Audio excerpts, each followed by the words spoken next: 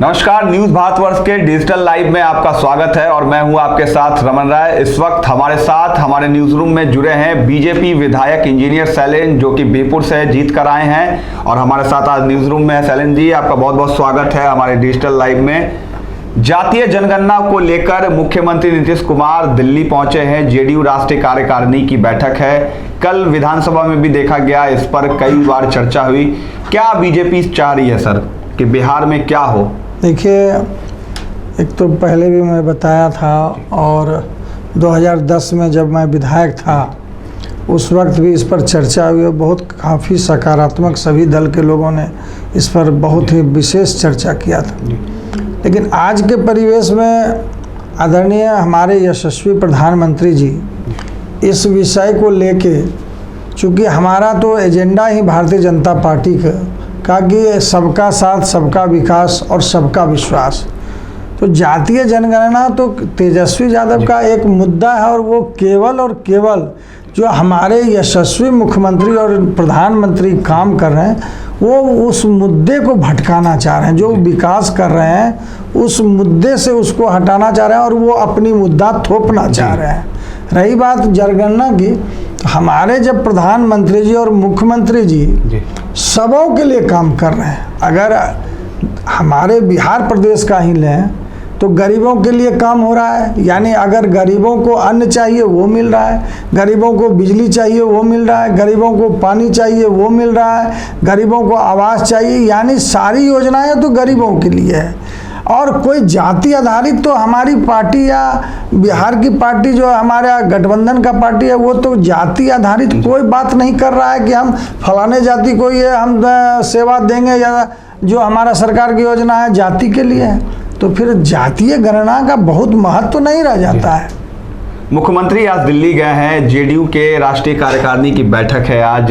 नए राष्ट्रीय अध्यक्ष की भी चर्चा हो सकती है, नए बनाए जा सकते हैं। क्या लग रहा है, बीजेपी और जेडीयू का अलायंस है, अगर नए राष्ट्रीय अध्यक्ष बनाए जाते हैं, नाम चर्चा में चल रहा है ललन सिंह का, क्या वही तालमेल बना रहेगा जेडीयू बीजेपी में नए राष्ट्रीय अध्यक्ष बनने के बाद भी?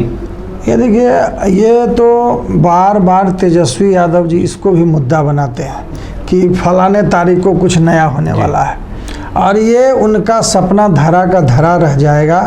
हमारे आदरणीय मुख्यमंत्री जी ये अपने जो राष्ट्रीय कार्यकारिणी की बैठक उसमें अपना राष्ट्रीय अध्यक्ष का घोषणा करेंगे। रही बात प्रधानमंत्री जी से, आपने पूछा कि प्रधानमंत्री जी से वो मिलने गए हैं, तो देश के सभी राज्य हमारे देश के अंदर आते हैं। हमारे देश के सभी मुख्यमंत्री के प्रधानमंत्री आदरणीय नरेंद्र मोदी जी हैं, तो सभी को ही मिलते हैं। आपने पिछले 1-2 महीने पहले सुना भी होगा कि बंगाल की मुख्यमंत्री वो भी मिलने जा रही हैं। तो अगर हमारे मुख्यमंत्री भी मिलेंगे तो कौन बड़ी बात है, मिलेंगे। पिछले दिनों देखा गया था कि एनडीए को लेकर, बिहार एनडीए को लेकर कहा जा रहा था कि बंगाल चुनाव के बाद बिहार में सरकार गिर जाएगी, लेकिन ऐसा कुछ देखने को नहीं मिला। अब विपक्ष ये कह रहा है कि यूपी चुनाव के बाद बिहार में सरकार गिर जाएगी, नीतीश कुमार पर जो सरकार है वो कहीं ना कहीं केंद्र से हमला करेगी। तो ये इस तरीके के अटकलें लगाते हैं। बार बार हम रमन जी आपको बता रहे हैं बार बार कि तेजस्वी यादव के पास कोई मुद्दा नहीं। अगर ये बात वो नहीं बोलेगा कि आने वाले, जैसे बंगाल के बारे में बोला कि गिर जाएगा, फिर बोल रहा है, तो आखिर उनके कार्यकर्ता को एनर्जी कहाँ से मिलेगा? उनके कार्यकर्ता जो या उनके जो विधायक जो हार गए हैं उनको संगठित करने के लिए मुद्दा तो चाहिए।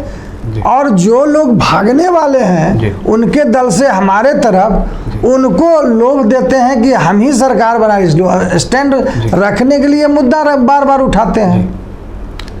एक आखिरी बात रहेगा, मॉनसून सत्र खत्म हो चुकी है सर, और मॉनसून सत्र के बाद बिहार में मॉनसून भी अब तेजी से आगे बढ़ रहा है। पिछले साल हमने देखा था कि आपका जो क्षेत्र है बाढ़ प्रभावित इलाके में आता है। ऐसे में आपके वहाँ से विधायक बनने के बाद नितिन नवीन के मंत्री बने हैं बिहार सरकार में पथ निर्माण, कई किलोमीटर आपने रोड का पुनर्निर्माण किया। अब आगे क्या कुछ रणनीति है आपके क्षेत्र को बाढ़ से बचाने के लिए? अभी जो 2010 में मैंने रिकॉर्ड सड़क बनवाया था 195 किलोमीटर सड़क, और 2015 में जब मैं चुनाव हार गया तो 1 किलोमीटर का भी आरजेडी के विधायक और सांसद ने रिपेयर तक नहीं करवाया। हम बीहपुर की जनता का धन्यवाद देना चाहते हैं कि उनके सहयोग और आशीर्वाद से जब हम विधायक बने हैं, तो इस कोरोना काल में भी सारे विधायक अपना अपना काम किया हमारे भारतीय जनता पार्टी। और उसी दरमियान मैंने मेल के माध्यम से एक एक सड़क का मुख्यमंत्री को मेल किया, और मेल का जवाब आया कि फलाने विभाग को गया है जी। उस विभाग का जब कोई उत्तर नहीं आया तो मुख्यमंत्री के मेल को फिर मैंने रिमाइंडर किया, और आज उसका परिणाम है कि मैंने 19 रोड का शिलान्यास और लोकार्पण किया है अपने दूसरे कार्यकाल में, अभी इस कार्यकाल में। और रही बात बाढ़ की, तो हमारा क्षेत्र तो सब दिन कोसी और गंगा के बीच में है। हमारे क्षेत्र के भी यहाँ पर पत्रकार महोदय हैं बैठे हुए, और हमारा सौभाग्य है कि लोग तरसता है गंगा के लिए, कोसी के लिए, हम तो सौभाग्यशाली हैं। लेकिन कभी कभी जब दोनों बलवती होती है तो हमारे क्षेत्र में त्रासदी भी आती है।